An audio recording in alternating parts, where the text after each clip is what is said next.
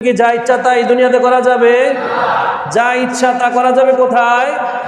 কথা বলো না, কোথায়? ওই জান্নাতে আমরা সবাই যেতে চাই তো ইনশাআল্লাহ। কারা কারা চান দুই হাত তুলে দেখায়া দেন। আল্লাহ সবাইকে জান্নাতে যাওয়ার তৌফিক দান করুন। জান্নাত এত দামি জিনিস, এটা সহজে অর্জন করা যায়? এটার জন্য কষ্ট করা লাগবে। এটার জন্য কি করা লাগবে? আলহামদুলিল্লাহ, মহান রব্বুল আলামিনের দরবারে শুকরিয়া আদায় করি যে আল্লাহ রব্বুল আলামিন আমাদেরকে প্রতি সপ্তাহের ন্যায় আজও ধারাবাহিক তাফসীরুল কোরআন মাহফিলে আসার তৌফিক দান করেছেন। পাশাপাশি আল্লাহ রব্বুল আলামিন আমাদেরকে এখনো সুস্থ রেখেছেন, হায়াতে আমরা এখনো বেঁচে আছি। এজন্য আমরা সবাই আমাদের মনিব, আমাদের মালিক আল্লাহ রব্বুল আলামিনের আলিশান দরবারে আল্লাহ রব্বুল আলামিনের দেয়া জবান দিয়ে তার শিখানো বাক্যের মাধ্যমে দিল থেকে উঁচু আওয়াজে এক বাক্যে কালিমাতুশ শুকর আদায় করি, বলি আলহামদুলিল্লাহ।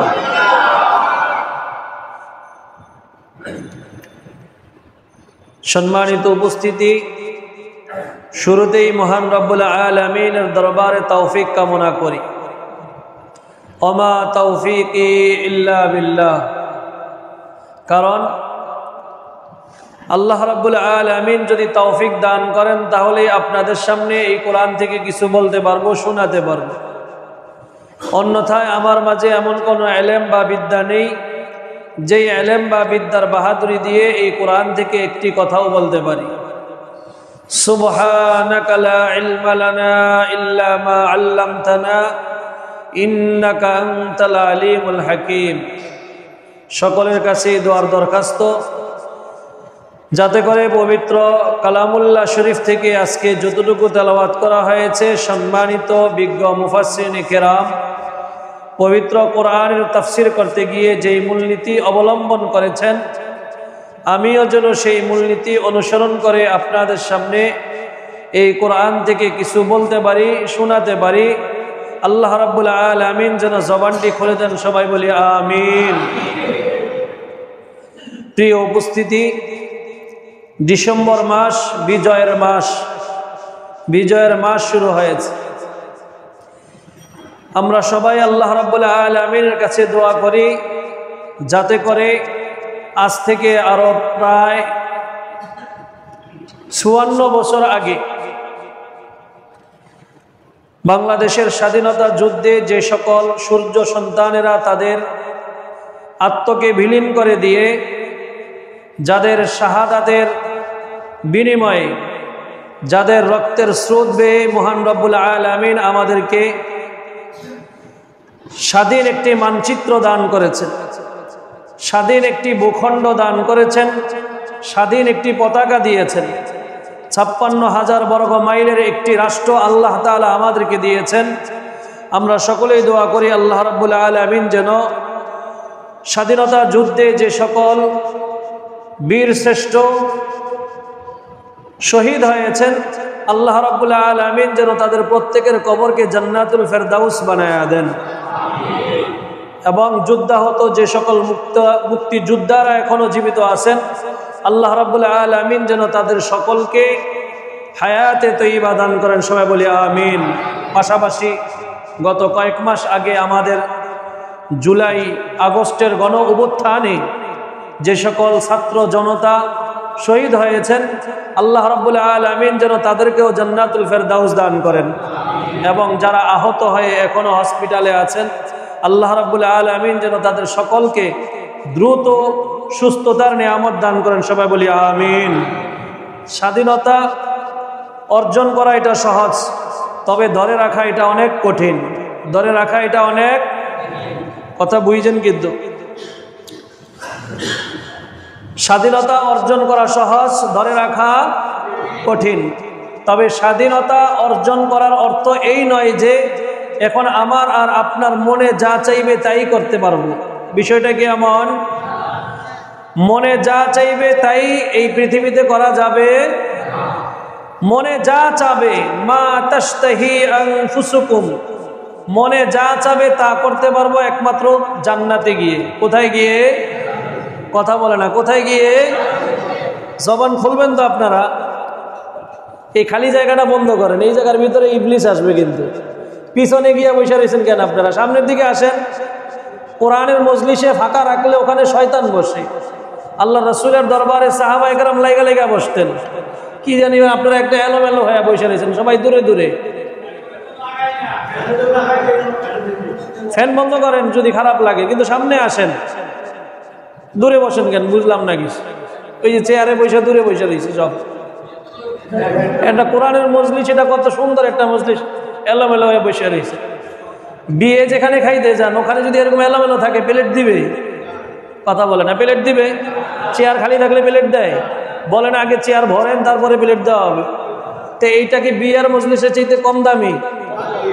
আল্লাহ আস্তাগফিরুল্লাহ, এটার দাম নাই, কোনো দাম নাই। তো এলোমেলো হয়ে বসে রয়েছেন কেন আপনারা? জবানও বন্ধ থাকে, আবার এলোমেলো করে বসে থাকেন। মানে এটা মনে হয় যে একটা খেলার জিনিস শুরু হয়ে গেছে। নামাজ তো শেষ হয়েছে, 20 মিনিট হয়ে গেছে, দেখতেছি তো। খুতবা বসে 10 মিনিট, এই দূরে দূরে বসে দেখছেন আপনারা। এটা সুন্দর জিনিস বুঝেন না আপনারা। ইন্নাল্লাহ তাআলা জামিলুন ইউহিব্বুল জামাল। আল্লাহ নিজেও সুন্দর, তিনি সুন্দরকে ভালোবাসেন। তো একটু খালি থাকলে এটা খারাপ দেখা যায় না? ওই দূরে একবারে গেটের কাছে যায় বসে রয়েছে। আল্লাহ বুঝার তৌফিক দান করেন। আপনারা রাগ করেন না, রাগের কথা বলি নাই কিন্তু। নামাজ এটা যেমন ফরজ, কোরআন শরীফ শিক্ষা করা এটাও কি কথা বুঝছেন? এলমেদিন শিক্ষা করা, তো এটা তো এলমেদিন শিখানো হইতেছে না এখানের মধ্যে। তাহলে এখানে যদি এলোমেলো থাকে, নামাজে এলোমেলো থাকলে নামাজ হবে? নামাজে এলোমেলো থাকলে নামাজ হয়? তো এলমেদিন শিক্ষার ক্ষেত্রেও যদি এলোমেলো থাকে তখন কি শিক্ষা হবে? এখানে তো আপনারা শিক্ষার জন্যই আসছেন নাকি বলেন? নাকি শুধু আসছেন অন্য কোনো উদ্দেশ্যে? শিখাই তো উদ্দেশ্য। তো শিখার উদ্দেশ্য থাকলে ওইরকম মন মানসিকতাও তো থাকতে হবে।